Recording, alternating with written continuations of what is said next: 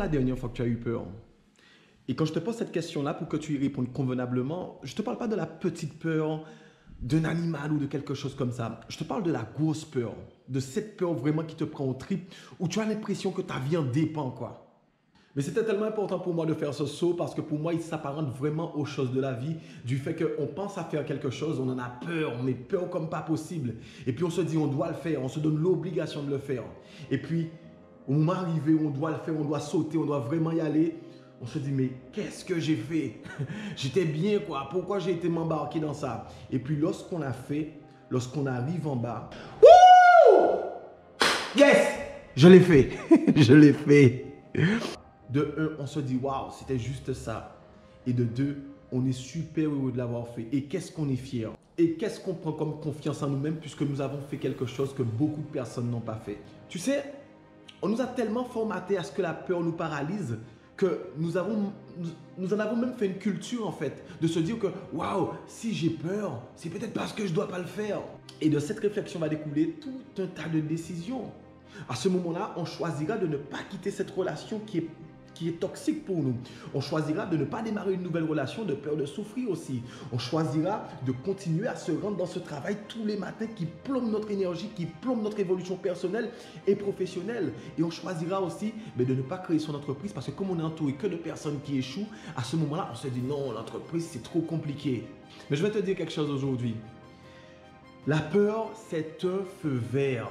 La peur, c'est l'indicateur que tu dois y aller. Parce que comprends bien une chose, je te parle vraiment de cette peur pour que tu comprennes cette peur qui vient de l'intérieur en fait. Quand tu as cette peur, c'est parce qu'il y a un gros enjeu. Ce même enjeu qui pourrait lui-même définir, changer toute ta vie en fait. Maintenant, ce que tu dois savoir, c'est qu'il y a deux façons d'appréhender la peur. Soit tu vas choisir à ce qu'elle te paralyse et à ce moment-là, tu ne feras rien, tu ne vas pas évoluer. Soit tu vas choisir à ce qu'elle te booste. Parce que je vais te dire une chose, je ne sais pas si tu as des enfants, mais si tu en as un ou deux ou plusieurs, ce que je vais te dire te parlera. Je prends l'exemple de ce petit garçon qui arrive et qui avait peur du noir au départ. Et le jour où il n'a plus peur du noir, il vient te voir, papa, maman, je n'ai plus peur du noir maintenant, je suis un grand garçon. Alors qu'il sait qu'il n'y a pas 1 an ou 2 ans qui se sont passés.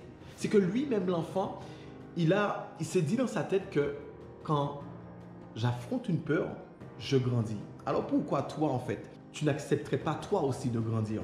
Parce qu'en vrai, on peut parler de tout ce qu'il y a autour de nous, de tout ce que fait la société, de tout ce qui est Covid et tout ce qui est... On peut prendre plein de prétextes pour dire que Michel, on a des raisons d'avoir peur. Mais la vraie chose qui te fait le plus peur, et c'est ça que tu dois prendre conscience aujourd'hui, c'est que ce qui te fait le plus peur, c'est ta réussite. Ce qui te fait le plus peur, c'est ta propre lumière. Parce que de un, c'est quelque chose que tu ne connais pas, en tout cas pas encore. De deux, tu as peur que ça t'éloigne de certains de tes proches. Et toi, parce que nous préférons le connu inconfortable que l'inconnu confortable. Et pour finir cette vidéo, bientôt va démarrer pour toi une nouvelle année. Choisis de faire de ta peur un boost et non pas un paralysant. Allez, bye bye.